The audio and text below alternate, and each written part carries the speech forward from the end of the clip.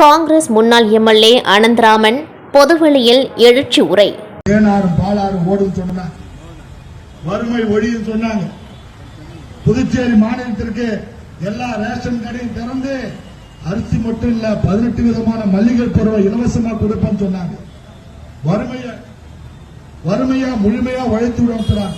100 நாள் வேலைவாய்ப்பு திட்டத்தை 150 நாளாக மாற்றுவோம் என்று சொன்னார்கள். இங்க இருக்கக்கூடிய பஞ்சாலை எல்லாம் திறந்து இங்க நம்முடைய ஸ்பின்கோ எல்லா பஞ்சாயத்து 10,000 பிள்ளைக்கு நம்ம வீட்டுல வேலை கொடுப்போம் சொன்னாங்க. செய்தாங்களா சொன்னார், செய்யவில்லை. அதுக்கு பதிலாக புதுச்சேரி மாநில மக்களுடைய எல்லா சொத்துக்களையும் சுரண்டி தின்று கொண்டிருக்கிறார். அதுக்கு ஒரு உதாரணம், இன்னைக்கு நமக்கு சொந்தமான நம்முடைய மக்களுடைய வரிப்பணத்தால் உருவாக்கப்பட்ட இன்றைக்கு நம்முடைய மின்துறைய ஒரு 500 கோடி ரூபாய் தனியார் 500 ரூபாய்க்கு தனியார் இருக்கு. இன்னைக்கு 1000 ரூபாய் பில்லு வருதுன்னா தனியார் மயமாக்கப்பட்டா அந்த வீட்டுக்கு 2000 ரூபாய் வரும். 2000 ரூபாய் கட்டுறவங்களுக்கு 4000 ரூபாய், 5000 ரூபாய் கட்டுறவங்களுக்கு 10,000 ரூபாய் வரும். அது மட்டும் இல்ல, எப்படி செல்போன்ல பணம் கட்டலன்னா உடனே உங்களுக்கு மட்டும் கால் கட் ஆயிடுமோ, அதே மாதிரி உங்க வீட்டுக்கு மட்டும் கரண்ட் இருக்காது, மத்த பக்கத்துல